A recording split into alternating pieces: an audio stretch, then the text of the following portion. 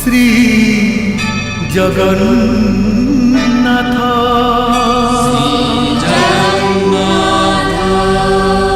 श्री जगन्नाथ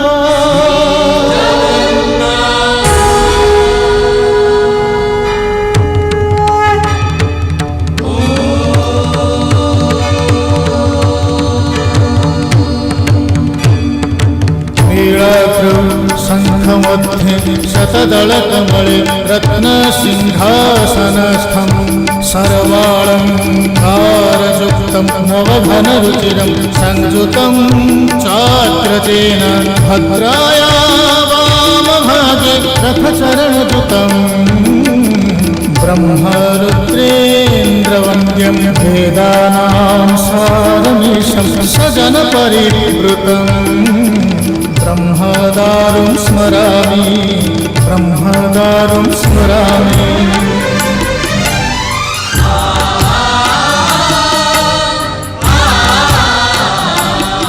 तुमे अनंत क्षय हे जगन्नाथ तुमे अव्यक्त अक्षर हे जगन्नाथ निज इच्छारु सृजिल हे जगत आदि नाही जे तुमार नाही अंत तुमे पवित्र ओंकार चिर सत्य नील सिंधु तीरे नीलाचल तहि विराजित बड़ देउल दारु ब्रह्म रूपे हे विश्व पालन उड़ा पताका पतित पावन सत्य धर्म न्याय परिसंस्थापित भक्तर तुमे होइछ हे नाथ श्री जगन्नाथ श्री जगन्नाथ जगन्नाथ श्री जगन्नाथ श्री जगन्नाथ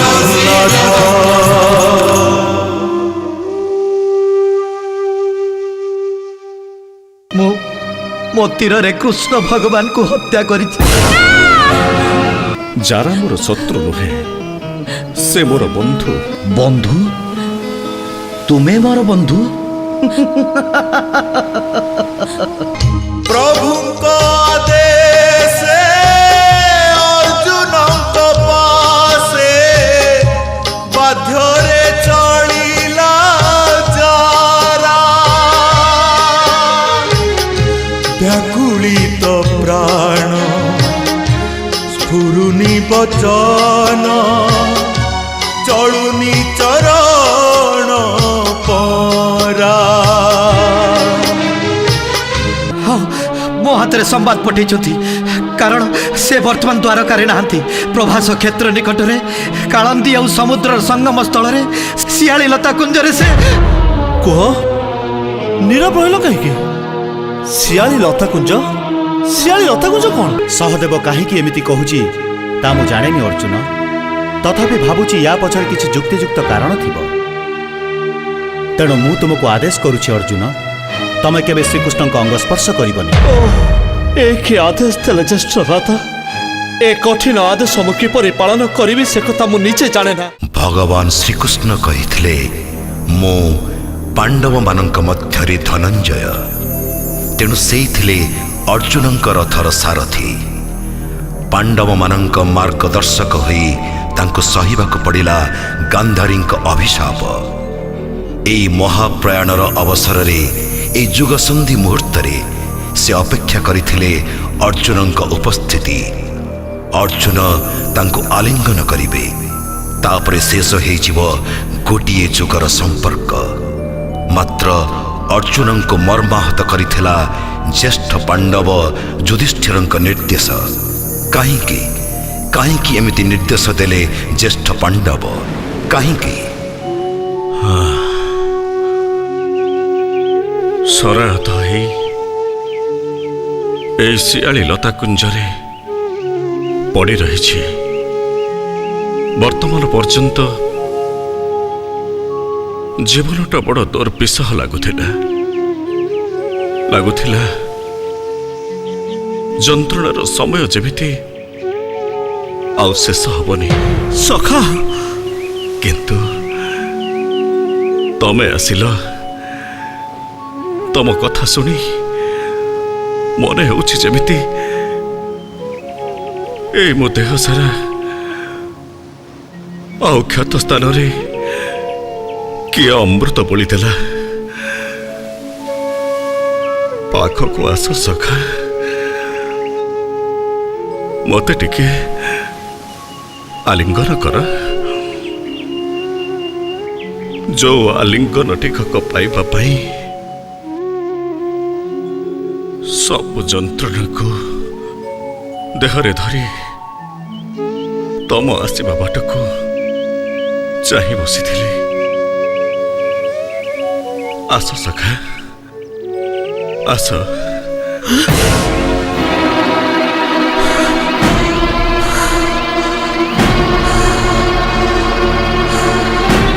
ମୁଁ ତୁମକୁ ଆଦେଶ କରୁଛି ଅର୍ଜୁନ, ତମେ କେବେ ଶ୍ରୀକୃଷ୍ଣଙ୍କ ଅଙ୍ଗ ସ୍ପର୍ଶ କରିବନି। ଏ କି ଆଦେଶ ଦେଲେ ଜ୍ୟେଷ୍ଠ ଭ୍ରାତା? ଏ କଠିନ ଆଦେଶ ମୁଁ କିପରି ପାଳନ କରିବି ସେ କଥା ମୁଁ ନିଜେ ଜାଣେ ନା। ତଥାପି ଜ୍ୟେଷ୍ଠ ଭ୍ରାତା ହିସାବରେ ଆପଣଙ୍କ ଆଦେଶ ମୋତେ ପାଳନ କରିବାକୁ ହିଁ ହେବ। କଣ ହେଲା ସଖା? ଦୂରରେ କାହିଁକି? ଦୂରତ୍ୱ ଆଉ ସହି ହଉନି। ଜୀବନ ଦୀପ କ୍ରମଶଃ ନିଷ୍ପ୍ରଭ ହେଇ ଆସୁଛି। ସଖା ଏ ସମୟରେ ଆଉ ଦୂରରେ ରୁହନି ସଖା, ପାଖକୁ ଆସ। କିନ୍ତୁ ତମ ମୋ ଭିତରେ କିନ୍ତୁ କେବେଠାରୁ ପ୍ରାଚୀର ହେଇ ଠିଆ ହେଲା ଅର୍ଜୁନ। କୁରୁକ୍ଷେତ୍ରର ଯୁଦ୍ଧ ଭୂମିରେ ମୁଁ ତ ତୁମ ଭିତରେ ଥିବା ସେ କିନ୍ତୁକୁ ଦୂରେଇ ଦେଇଥିଲେ। ମନେ ପକା ଅର୍ଜୁନ, ସେଦିନ ସେଇ କିନ୍ତୁ ଯଦି ତମକୁ ଗ୍ରାସ କରିଥାନ୍ତା ତାହେଲେ କୁରୁକ୍ଷେତ୍ର ଯୁଦ୍ଧର ଫଳାଫଳ ଅନ୍ୟ ପ୍ରକାର ହେଇପାରିଥାନ୍ତା। ମୁଁ ସେଦିନ ତମକୁ କହିଥିଲି ନା, ସର୍ବଧର୍ମାନ୍ ପରିତ୍ୟଜ୍ୟ ମାମେକଂ ଶରଣଂ ବ୍ରଜ ଅହଂ ତ୍ୱାଂ ସର୍ବ ପାପେଭ୍ୟଃ ମୋକ୍ଷୟିଷ୍ୟାମି ମା ଶୁଚଃ। ତମେ ତ ନିଃସର୍ତ୍ତ ଆତ୍ମସମର୍ପଣ କରିଥିଲ। ଆଜି କାହିଁକି ତମ ମନ ଭିତରେ ଏ ଦ୍ୱିଧା ଅର୍ଜୁନ? ମୋତେ କ୍ଷମା କରନ୍ତୁ ସଖା। ମୋ ମନର ଅବସ୍ଥା ଯଦି ଆପଣ ଦେଖିପାରନ୍ତେ ତାହେଲେ ଜାଣିପାରନ୍ତେ ଆଲିଙ୍ଗନ ନୁହେଁ, ଆପଣଙ୍କୁ ସ୍ପର୍ଶ କରିବା ପାଇଁ ମୋ ମନ କିପରି ବ୍ୟାକୁଳ ହେଇ ଉଠୁଛି। ହେଲେ ଜ୍ୟେଷ୍ଠ ଭ୍ରାତାଙ୍କର ଆଦେଶ ଆପଣଙ୍କୁ ଯେପରି ମୁଁ ନ ଛୁଏଁ। ମୋତେ କୁହନ୍ତୁ ସଖା, ଏ ଆଦେଶ ମୁଁ ଲଙ୍ଘେଇବି କିପରି? ଯୁଧିଷ୍ଠିର ତମକୁ ଏ ଆଦେଶ ଦେଇଛନ୍ତି। ଯୁଧିଷ୍ଠିର, ଅବଶ୍ୟ ଏହା ହିଁ ନିୟମ। ପତଙ୍ଗ ଅନ୍ଧକାରରେ ରହିବାକୁ ଚାହେଁନି, ତେଣୁ ଲିଭି ଆସୁଥିବା ଦୀପକୁ ଛାଡ଼ି ସେ ଉଡ଼ିଯାଏ ଅନ୍ୟ ଏକ ଉଜ୍ଜଳ ଦୀପ ପାଖକୁ। ଏବେ ବୁଝିଲି, ମଣିଷ ବି ପତଙ୍ଗ ଠାରୁ ବ୍ୟତିକ୍ରମ ନୁହେଁ। ହେ ଭଗବାନ, ମୁଁ ଏବେ କ'ଣ କରିବି? ନା, କିଛି କରିବାର ନାହିଁ। ଏଇ ଯିବା ସମୟରେ ତମକୁ ମୁଁ ଆଉ ଧର୍ମ ସଙ୍କଟରେ ଛାଡ଼ି ଯିବାକୁ ଚାହୁଁନି। ବୋଧ ହୁଏ ଭଲ ହେଲା ତମେ ଥିଲ ମୋ ପାର୍ଥିବ ଜୀବନର ଶେଷ ରଛ। ସେ ବି ଛିନ୍ନ ହେଇଗଲା। ସଖା ବଡ଼ ଅସହ୍ୟ ହେଲାଣି এই ସରବିଦ୍ଧ ସ୍ଥାନ। ଅସହ୍ୟ ଯନ୍ତ୍ରଣା ଦେଲାଣି। ଯାରା ପ୍ରଭୁ ଅର୍ଜୁନ ତ ମୋତେ ସ୍ପର୍ଶ କରିବେନି। ତମେ ମୋ ପାଦରୁ ସରଟିକୁ ବାହାର କରିଦିଅ। ହୁଏତ ବାହାର କଲା ମାତ୍ରେ ମୁଁ ଚିରଦିନ ପାଇଁ ସ୍ତବ୍ଧ ହେଇଯିବି। କିନ୍ତୁ ତା ପୂର୍ବରୁ ମୁଁ ପ୍ରତିଜ୍ଞା କରୁଛି ତୁମକୁ ଦେଇଥିବା କଥା ମୁଁ ନିଶ୍ଚୟ ରକ୍ଷା କରିବି। ଆସ ଯାରା ମୋ ପାଦରୁ ସର ବାହାର କରିଦିଅ। ହଁ ପ୍ରଭୁ। ଅର୍ଜୁନ ସଖା ପ୍ରଭୁ ମୋର ଗୋଟେ ଅନୁରୋଧ ରକ୍ଷା କରିବ। ଆଦେଶ କରନ୍ତୁ ପ୍ରଭୁ। ମୋର ଏ ଦେହାବସାନ ସହିତ ଗୋଟିଏ ଯୁଗର ଅବସାନ ହେଇଯିବ। ତା ସହିତ ହଜିଯିବ ଆଜିର ଅନେକ ପ୍ରତିଷ୍ଠିତ ଗୌରବ। ସମୟ ସମସ୍ତଙ୍କୁ ଇତିହାସର ଚରିତ୍ରରେ ପରିଣତ କରିଦେବ। ଆଉ ଦ୍ୱାରକା ଯଦୁ ବଂଶର ସ୍ୱପ୍ନର ଦ୍ୱାରକା କଣ ହବ ପ୍ରଭୁ? ସାଗରର ଶବ୍ଦ ଶୁଣିପାରୁଛ?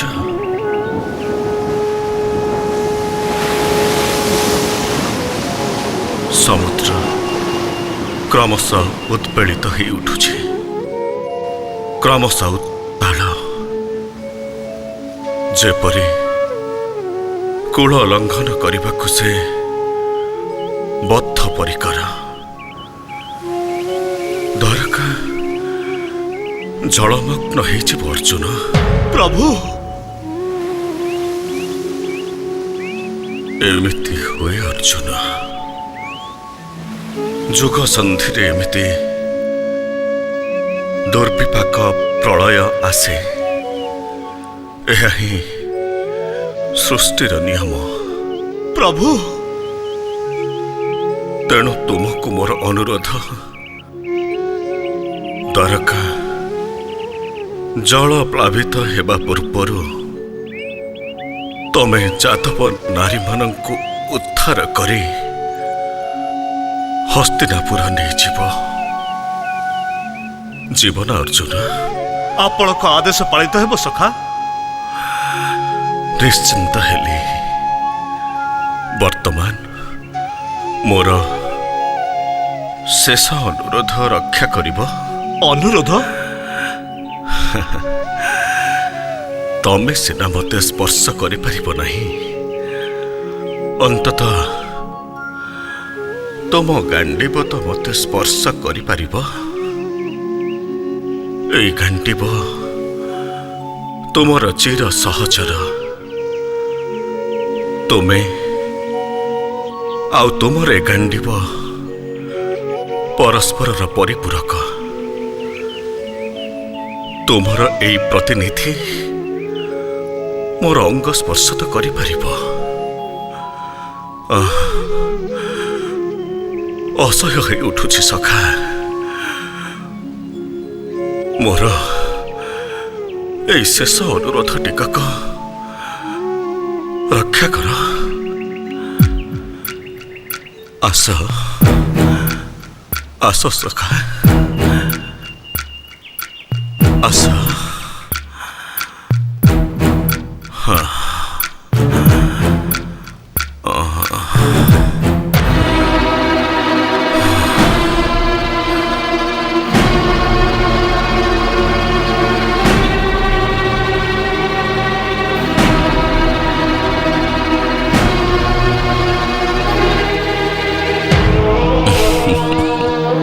ବେଶ, ଯାହା ପାଇବା କଥା ପାଇଗଲି। मोर तुमठू जहा पाइबार कथा पाइगली सखा। जरा कहतु प्रभु, वर्तमान तुमर काम ए सरटी को बाहर कर दियो, किंतु केबे भी मनरे आनिब नाही तुमर सराघातरे मोर मृत्यु हेला। तमे मो मृत्युर कारण नुह, मुक्तिर कारण। आस जरा शीघ्र सर बाहर कर। आस आस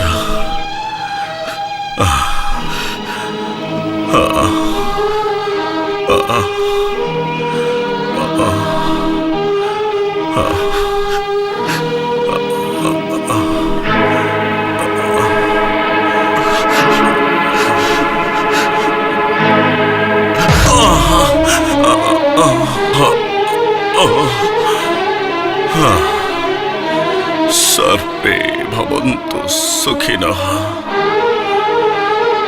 सर्वे सन्तु निरामया, सर्वे भद्राणि पश्यन्तु, मा कश्चित् दुःखभाग् भवेत्।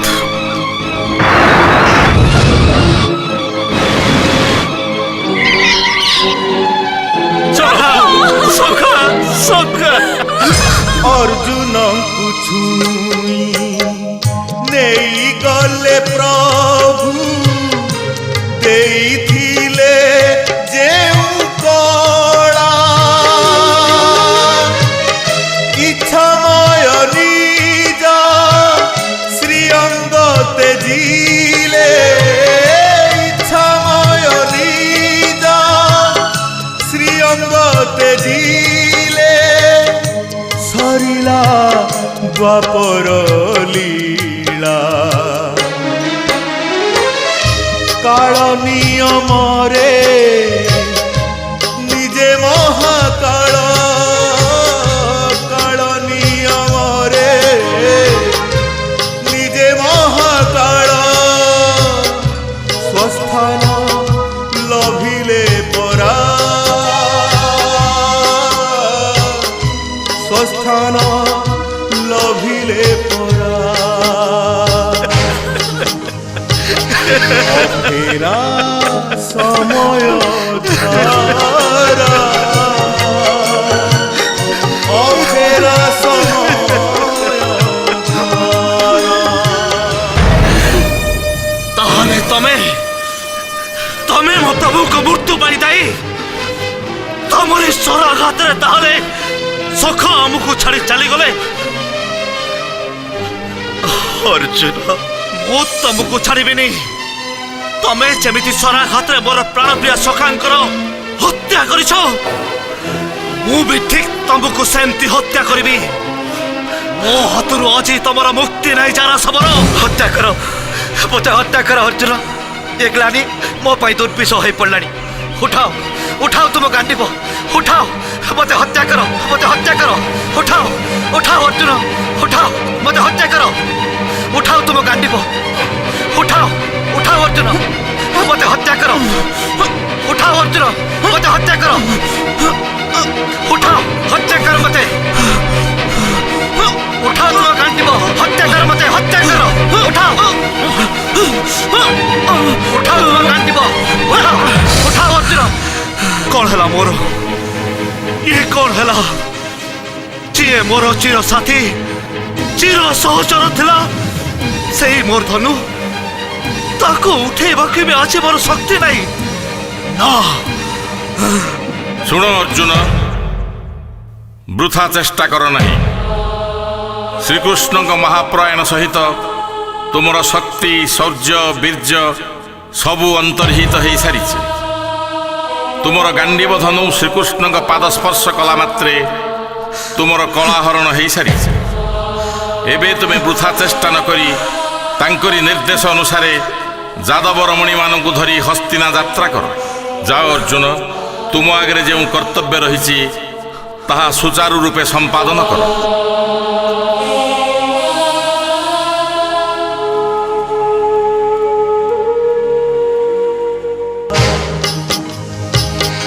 অফেরা সময় ধারা অফেরা সময় ধারা অফেরা সময় ধারা অফেরা সময় ধারা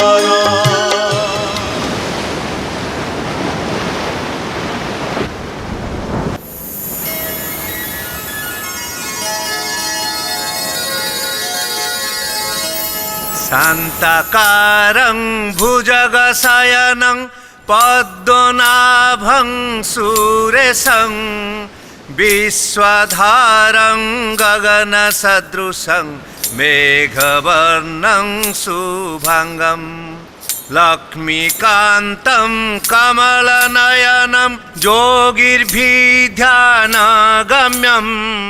वन्दे विष्णुं भवभयहरं सर्वलोकैकनाथं। नारायण नारायण। प्रणाम ग्रहण करंतु प्रभु। माता लक्ष्मी को मोर प्रणाम। कृष्णावतारर लीला शेष करी प्रभु कौन पुणी जोग निद्रा रे? नारद नारायण नारायण। तुम आगमनर हेतु गोटिए जिज्ञासा थिला मोर। कुह। कृष्ण अवतार थिला प्रभुंकर पूर्ण अवतार। पूर्णता प्राप्ति हेले समस्तंकर मोक्ष हुए, आउ पुनर्जन्म हुएनी। ताहले प्रभु कौन आउ धरापृष्ठरे अवतार ग्रहण करिवेनी? भल प्रश्नटी पचारिल। मु तो तुमको आगरु कहिछि नारद, ना हम तिष्ठामि वैकुंठे जोगिनां हृदय न च मद्भक्ता जत्र गायन्ति तत्र तिष्ठामि नारद।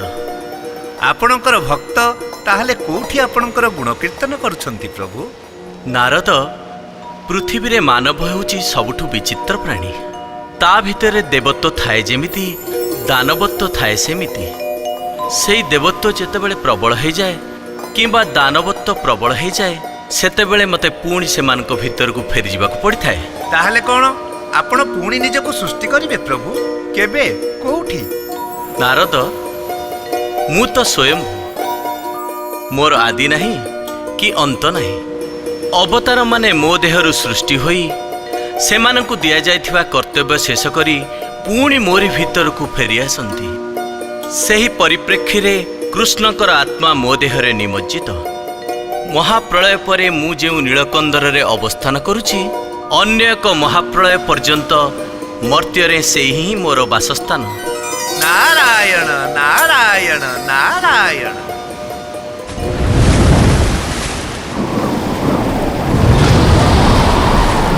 प्रलय महाप्रलय जल स्थल आकाश सबु एकाकार। समुद्र जल पर्वत प्रमाणे उठी सारा द्वारका नगरी को बुड़ाई देला। बुड़ीगला प्रासाद मंदिर पथ नदी पुष्करिणी सबु। किति लोक भासी गले से स्रोतरे।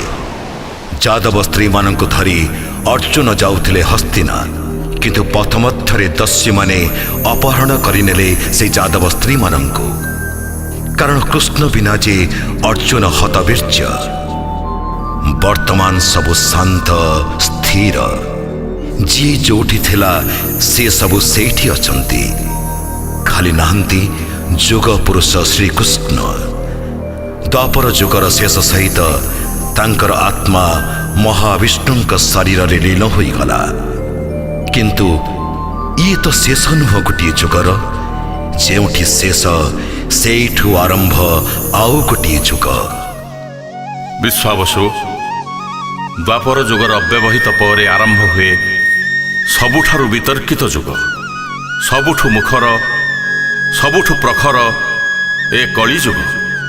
सत्य जुगर आरंभ करी कली पर्यंत मानव जातिर जो क्रमश उत्तरण तार संपूर्ण परिप्रकाश हुए ए जुगर चिंतारे चेतनारे बुद्धिरे ज्ञानरे शिक्षारे ଆଉ ସଭ୍ୟତାରେ। ମାନବ ସମାଜ ଜ୍ଞାନରେ ଉତ୍କର୍ଷ ଲାଭ କରିବ ସତ, କିନ୍ତୁ ସେଇ ପୁଣି ହେବ ତାର ଧ୍ୱଂସର କାରଣ। ତାର ଉଦ୍ଭାବନ, ତାର ଆବିଷ୍କାର ଦିନେ ତାର ସେବା କରିବ, କିନ୍ତୁ ପରବର୍ତ୍ତୀ କାଳରେ ମାନବ ସମାଜ ସେହି ଯନ୍ତ୍ରର କୀତଦାସ ହୋଇଯିବ।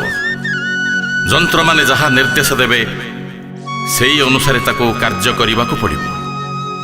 ବିଶ୍ୱାବସୁ, ସବୁ ଯୁଗରେ ମାନବର ପ୍ରଧାନ ଶତ୍ରୁ ଥିଲା ଦାନବ, କିନ୍ତୁ ଏ ଯୁଗରେ ମଣିଷ ତାର ନିଜର ଶତ୍ରୁ ହେବ। ନିଜ ପାଇଁ ନିଜେ ଧ୍ୱଂସର ବାଟ ଫିଟାଇ ଦେବ। ତାର ଫଳସ୍ୱରୂପ ଶୋଇପଡ଼ିଥିବା ଆଗ୍ନେୟଗିରି ଅଗ୍ନି ଉଦ୍ଗୀରଣ କରିବ।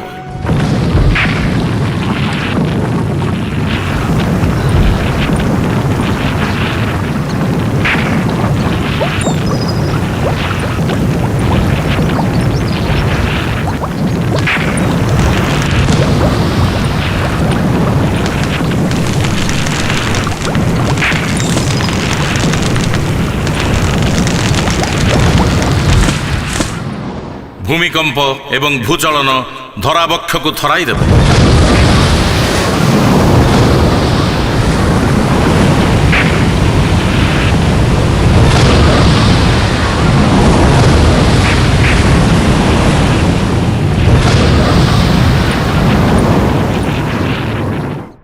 ମହାବାତ୍ୟାରେ ଅସଂଖ୍ୟ ଜନଜୀବନ ଧ୍ୱଂସ ହେବ।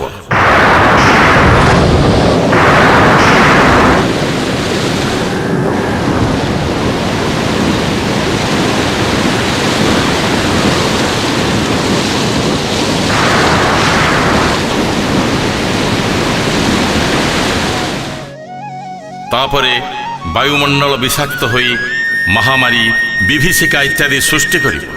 ମାନବ ସମାଜ ଯଦି ନିଜକୁ ସାବଧାନ ନ କରେ, ତାହେଲେ ସମୂହ ଧ୍ୱଂସର ବାଟ ଫିଟେଇ ଦେବ। ଥାଉ ଥାଉ ପ୍ରଭୁ, ଆଉ ମୁଁ ଶୁଣିପାରିବିନି। ଭୟ କର ନାହିଁ ବିଶ୍ୱାବସୁ, ଯାହା ଶୁଣିଲ ତାହା କେବେ ବି ଦେଖିପାରିବନି, କାରଣ ଇଏ କଳିଯୁଗରେ ହିଁ ଘଟିବ।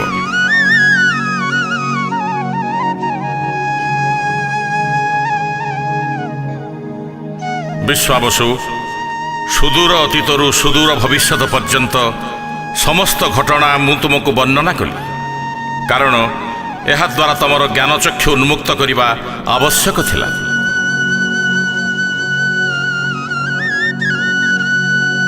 ବିଶ୍ୱାବସୁ, ଏ ସମଗ୍ର ସୃଷ୍ଟିରେ ତମେ ହେଉଛ ପ୍ରଥମ ମଣିଷ ଯିଏ ମୋ ପାଖରେ ପହଞ୍ଚିବାର ସୁଯୋଗ ପାଇଛ। ଏହାର ମଧ୍ୟ ଆବଶ୍ୟକତା ଥିଲା, ଆଉ ସେଇଥିପାଇଁ ଆଜିଠାରୁ ମୁଁ ତୁମକୁ ହିଁ ପୂଜା କରିବାର ଅଧିକାର ଦେଲି। ମୁଁ ଧନ୍ୟ ହେଇଗଲି ପ୍ରଭୁ, କିନ୍ତୁ କ'ଣ ବିଶ୍ୱାବସୁ? କଣ ଦେଇ ମୁଁ ଆପଣଙ୍କୁ ପୂଜା କରିବି? ମୁଁ ବିଧି ଜାଣିନି, ଅନୁଷ୍ଠାନ ଜାଣିନି, ମନ୍ତ୍ର ବି ଜାଣିନି। ବିଶ୍ୱାବସୁ, ମଣିଷର ହୃଦୟ ଭିତରୁ ବାହାରିଥିବା ଶବ୍ଦ ହେଉଛି ସର୍ବଶ୍ରେଷ୍ଠ ମନ୍ତ୍ର। ମୁଁ ସେଇ ମନ୍ତ୍ର ହିଁ ତୁମ ପାଖରୁ ଚାହେଁ। ବିଧି, ନୀତି ନିୟମ ତୁମ ପାଇଁ ଏସବୁର କିଛି ଆବଶ୍ୟକତା ନାହିଁ। ଏଇ ବନରେ ଫୁଟିଥିବା ଫୁଲ ସବୁ ମୋର ଅତି ପ୍ରିୟ, କାରଣ ମୋର ଅନ୍ୟ ନାମ ହେଉଛି ବନମାଳୀ। ଏ ବନରେ ଥିବା ଫଳ ସବୁ ମୋର ପ୍ରିୟ ଆହାର। ସେଥିରେ ତୁମେ ପୂଜା କଲେ ମୁଁ ସନ୍ତୁଷ୍ଟ ହେବି। ପ୍ରତିଦିନ ପ୍ରଭାତରେ ଆସି ତୁମେ ମୋତେ ପୂଜା କରି ଯାଉଥିବ, କିନ୍ତୁ ତୁମକୁ ଗୋଟିଏ ନିର୍ଦ୍ଦେଶ, ତୁମ ଛଡ଼ା ଆଉ ଯେପରି କେହି ମୋର ସନ୍ଧାନ ନ ପାଆନ୍ତି, ଏଠିକି ଆସିଥିବା ପଥର ଠିକଣା ତୁମେ କାହାକୁ ଦେବ ନାହିଁ। ଏହା ମୋର ନିର୍ଦ୍ଦେଶ ବିଶ୍ୱାବସୁ, ତୁମେ ମନେ ରଖିବ। ପ୍ରଭୁ, ମୁଁ ଏତିକି ନିବେଦନ କରୁଛି, ମତେ ଯେପରି ଧନ୍ୟ କଲେ ମୋ ଜାତିକୁ ବି ସେହିପରି ଆଶୀର୍ବାଦ କରନ୍ତୁ। ବିଶ୍ୱାବସୁ, ତୁମେ ତୁମ ପ୍ରଜାମାନଙ୍କ ପାଖରେ ପହଞ୍ଚି ଘୋଷଣା କରିପାର ଯେ ନୀଳମାଧବ ତୁମର ଇଷ୍ଟ ଦେବତା। ତା ଛଡ଼ା ଅନ୍ୟ କୌଣସି ସମ୍ବାଦ ତୁମେ ସେମାନଙ୍କୁ ଦେବ ନାହିଁ। ଆପଣଙ୍କର ଆଜ୍ଞା ପାଳିତ ହବ ପ୍ରଭୁ। ଆପଣଙ୍କର ଏ ସ୍ଥାନ ବିଷୟରେ ମୋ ଛଡ଼ା ଆଉ କେହି ଜାଣିପାରିବେନି। କିନ୍ତୁ ଏତିକି ଦୁଃଖ ରହିଗଲା ପ୍ରଭୁ, ମୁଁ ଆପଣଙ୍କ ସ୍ୱରୂପ ଦେଖିପାରିଲିନି। ଦେଖି ବି ପାରିବ ନାହିଁ। ତୁମ ସମ୍ମୁଖରେ ମୋର ପ୍ରତୀକ, ଏହି ପ୍ରତିମାକୁ ତୁମେ ପୂଜା କରିପାରିବ। ଯାଅ ବିଶ୍ୱାବସୁ, ଏବେ ତୁମ ରାଜ୍ୟକୁ ଫେରିଯାଅ।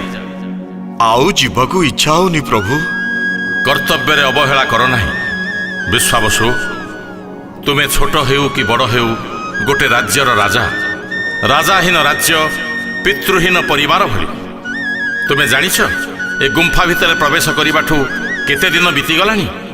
ନା ପ୍ରଭୁ। ଶୁଣ ବିଶ୍ୱାବସୁ, ତୁମର ଆସନ୍ନ ପ୍ରସବା ସ୍ତ୍ରୀ ତୁମ ଆସିବା ବାଟକୁ ଚାହିଁ ବସିଛନ୍ତି। ଏବେ ତୁମେ ଯାଅ, ଆଉ ବିଳମ୍ବ କର ନାହିଁ। ହଁ, ଆଉ ଗୋଟାଏ କଥା, ଏ ବେଦୀ ଆଡ଼କୁ ଆଗେଇ ଆସ। ଆଗେଇ ଆସ ବିଶ୍ୱାବସୁ, ଆଗେଇ ଆସ। ଆସ।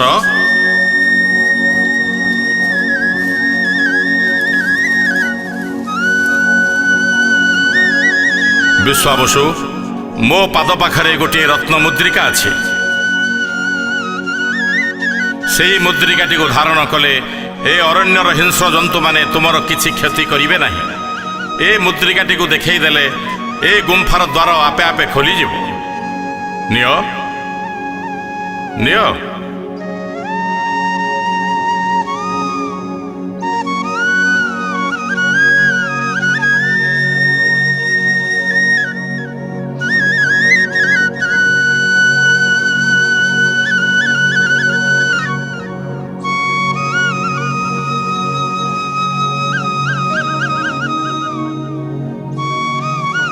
ପ୍ରଭୁ, ଆପଣଙ୍କ ନିର୍ଦ୍ଦେଶ ଅନୁସାରେ ମୁଁ ଚାଲିଯିବି, କିନ୍ତୁ ଯିବା ପୂର୍ବରୁ ମୋତେ ଏତିକି ଅନୁମତି ଦିଅନ୍ତୁ, ବନ ଫୁଲ ଓ ବନ ଫଳରେ ଆପଣଙ୍କର ଆରାଧନା କରିଯାଏ।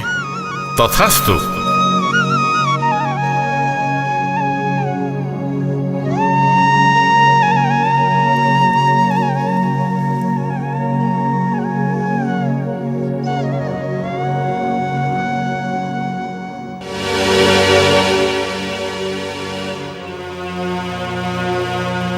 ରାଣୀମା, ରାଣୀମା, ରାଣୀମା।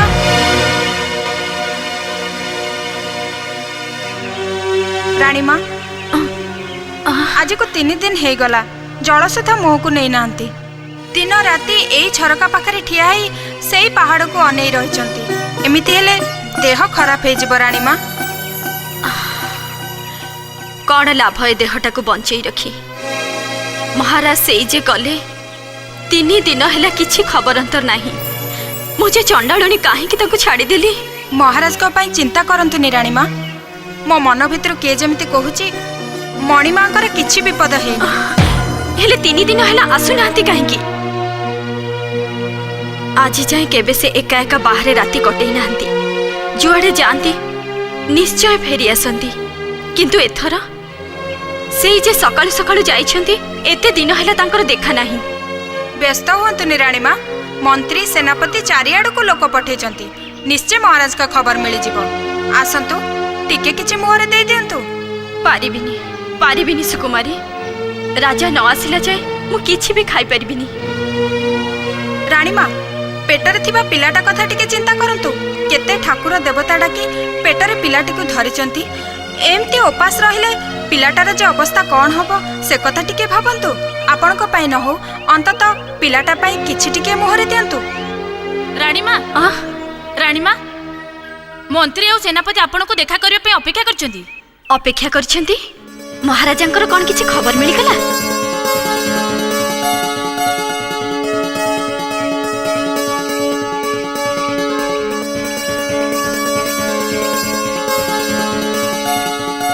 ମହାରାଣୀଙ୍କର ଜୟ ହେଉ। ମହାରାଜାଙ୍କର କିଛି ଖବର ପାଇଲେ? ନା ରାଣୀମା, ଆପଣଙ୍କ କହିବା ଅନୁସାରେ ଗତ 2 ଦିନ ହେଲା ଆମେ ଚାରିଆଡ଼କୁ ଲୋକ ପଠେଇଛୁ। ଉତ୍ତର, ଦକ୍ଷିଣ, ପୂର୍ବ, ପଶ୍ଚିମ ସାରା ବଣ ସବୁଆଡ଼େ ଆମ ଲୋକ ଖୋଜି ପୁରୁଛନ୍ତି, ହେଲେ ଏପର୍ଯ୍ୟନ୍ତ କିଛି ହେଲେ ଖବର ମିଳିଲାନି। ମହାରାଜ ଯେମିତି ପବନରେ ମିଳେଇ ଯାଇଛନ୍ତି ରାଣୀମା। ନା ନା, ସେମିତି କୁହନ୍ତୁନି ସେନାପତି ମହାଶୟ। ଆସିବା ଦିନଠୁ ସେ ପାହାଡ଼କୁ ସେ ସବୁବେଳେ ଅନେଇ ରହୁଥିଲେ। ସବୁବେଳେ କହୁଥିଲେ ସେ ପାହାଡ଼ ଯେମିତି ତାଙ୍କୁ ଟାଣୁଛି। ଶେଷରେ ଠିକ୍ କଲେ ସେ ପାହାଡ଼କୁ ଯିବେ। ଆପଣ ସେ ପାହାଡ଼କୁ ଲୋକ ପଠାନ୍ତୁ। ଅସମ୍ଭବ ରାଣୀମା, ଅସମ୍ଭବ। ଅସମ୍ଭବ? କାହିଁକି ଅସମ୍ଭବ? ସେ ପାହାଡ଼ ପାଖରେ ପହଞ୍ଚିବା ପାଇଁ ଆମ ଲୋକମାନେ ଅନେକ ଚେଷ୍ଟା କରିଥିଲେ ରାଣୀମା, କିନ୍ତୁ ପାହାଡ଼ ଉପରେ ଚଢ଼ିବା ତ ଦୂରର କଥା, ତା ପାଦ ପାଖରେ ମଧ୍ୟ ପହଞ୍ଚି ପାରିନାହାନ୍ତି। କାହିଁକି? ତାର କାରଣ ମୁଁ ବି ଠିକ୍ କରି କହିପାରିବିନି ରାଣୀମା। ଆମ ଲୋକମାନେ ଯାହା କୁହନ୍ତି, ଠିକ୍ ପାହାଡ଼ ପାଖେଇ ଆସିଲା ମାତ୍ରେ ଗୋଟାଏ ଭୟଙ୍କର ଗର୍ଜନ ଶୁଣାଯାଏ, ଆଉ ତାପରେ ବାଘ, ଭାଲୁ, ହାତୀ ଭଳି ଭୟଙ୍କର ହିଂସ୍ର ଜନ୍ତୁମାନେ କୋଉଠି ଥାନ୍ତି ପଲ ପଲ ହେଇ ମାଡ଼ି ଆସନ୍ତି। ସେମାନଙ୍କର ଭୟରେ आम लोक मैंने पादे मध्य आगे पारती मोर मने हुए राणीमा महाराज से पहाड़ पाद पाखे पहुंची पारना ताहले गले कुआडे सेईटा तो आश्चर्य राणीमा तथापि आमे आशा छाड़ी ना जेते जहा कष्ट हेले मध्य आमे महाराजा को खोजी निश्चय बाहर कर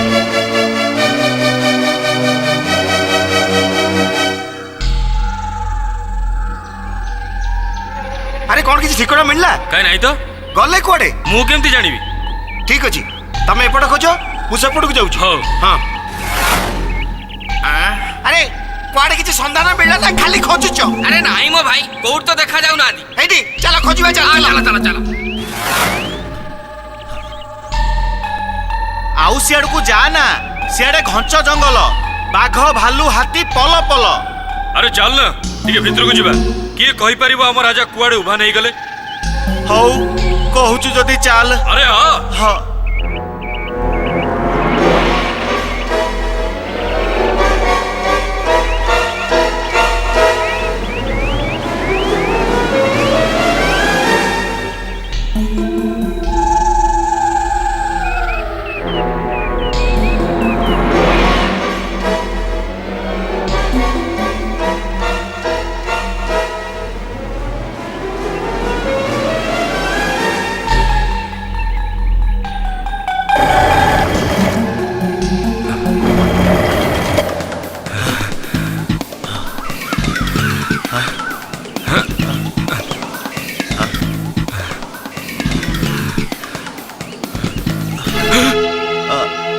मायाधर कौन है आगु को टिके अनेलो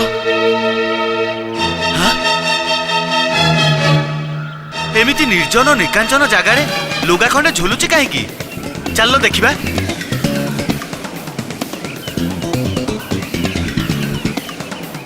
अरे ये तो अंगवस्त्र हाँ ये तो आम राजा को अंगवस्त्र भली लगुची अरे हाँ तो तामाने राजा निश्चय एई दिगरे कुआडे जाइछन्ति हाँ हाँ चलिलो देखिबा हो हो चल जीवा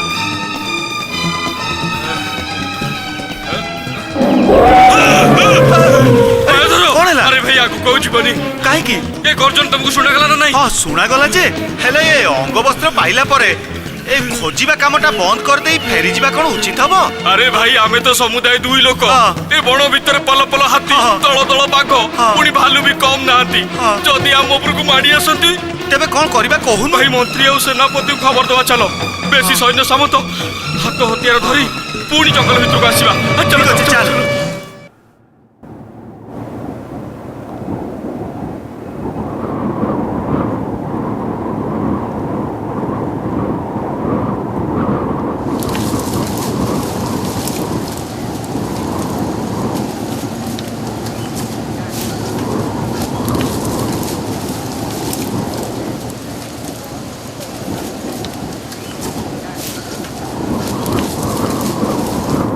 मो दोष धरबेनि प्रभु आपण कही वन फूल और वन फल तुष्ट हेबे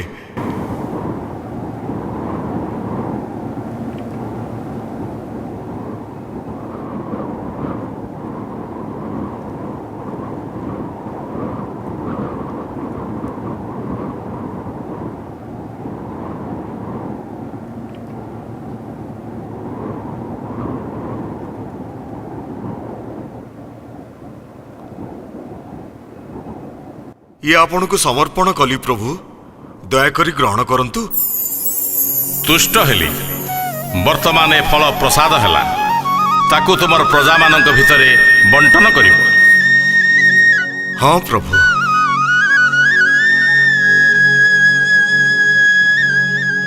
काली मु आ गंगाधर खोजी खोजी जंगल भीतर को पशि जाइथिलु पहाड़ आड़ को पाद चला रास्ताटे जाइछि सेही रास्तारे जाऊ जाऊ गोटे कंटा गछ ऊपर एठी झुलुथिबार आमे देखिलु एटा तमे काली पाइलो आज एणी देखौछ जंगलरू फेरु फेरु राति ही गला सेनापति महाशय सेइथिपाई आज सकाळु आनी आपन को देखैलु सेनापति महाशय कौन है सेनापति महाशय मंत्री महाशय एटा एटा तो महाराजा का अंगवस्त्र मायाधर कहूथिला जंगल रे गोटे कंटा गछ ऊपर एटा झुलुथिला बोली ताहले महाराज कौन मु किछि बुझी पारुनी मंत्री महाशय ए अंग वस्त्रर कौनसी स्थान रक्त छिटा नहीं तेणु वन्यजंतुंकर भय जहाँ हेले भी एटा महाराजा अंग वस्त्र आउ जंगल भितर मिली वर्तमान कौन करा जीव मंत्री महाशय महारानी को शीघ्र संवाद दबाक पड़ो।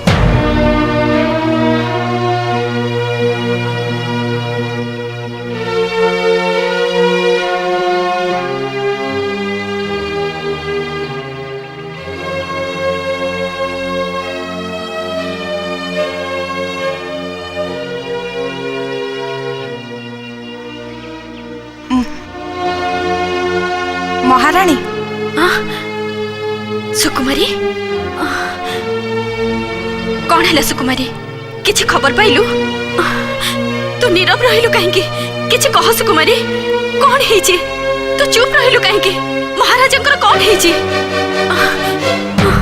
ये तो महाराजंक अंग वस्त्र दी जन सैनिक काली बण भितर एटा पाइले रानी महारानी महारानी महारानी महारानी महारानी महारानी महारानी उठ विश्वावसु तुमे एबे जाओ। कुआड़े जीवी प्रभु कहीं जीवी जोटी पहुंचवा पाई मनीष को जुग जुग धरी तपस्या करिया को पड़े मु तो सेठी पहुंची जाइची आउ कुआड़े जीवी तुमर कर्म शेष हेने विश्वावसु प्रत्येक जीव कर्म रे बंधा से कर्म शेष नहला पर्यंत जीवन चक्रर परिक्रमा शेष हुए। वर्तमान तुम पथ चाही तुम स्त्री व्याकुल हो उठिले पात्र मंत्री अमात्यगण विव्रत हो पड़े प्रजाकूल दिगहरा हो गले ना आपण जीवाकू कहतुनि प्रभु आपण को पाई मु सबु पाई सारी आउ मोर किछि चाहिबार नहीं कि किछि पाइबार नहीं अछि अनेक किछि पाइबार अछि अनेक किछि करिबार अछि जाओ आउ विलंब करनी। अरे जाऊन कहीं की ये पर नीलमाधव को आदेश बेस एई जदि आपनको इच्छा पूर्ण हो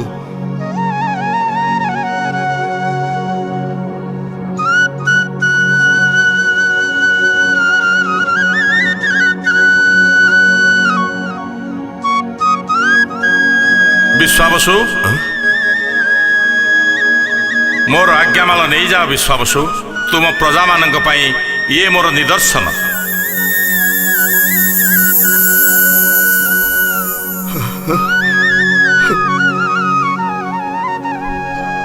जाओ विश्वावसु पुणी काली के आसीबो।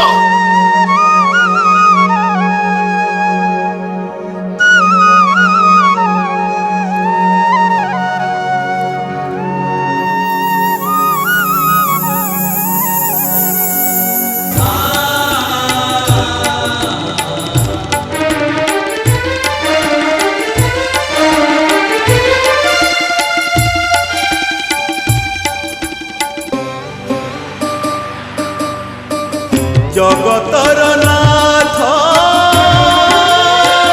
जगन्नाथ बिंदु ठारु सिंधु तुमे सर्वव्याप्त आपणा इच्छारे अधा गढ़ा होई बसी अछा है नीलाद्रि गोसाई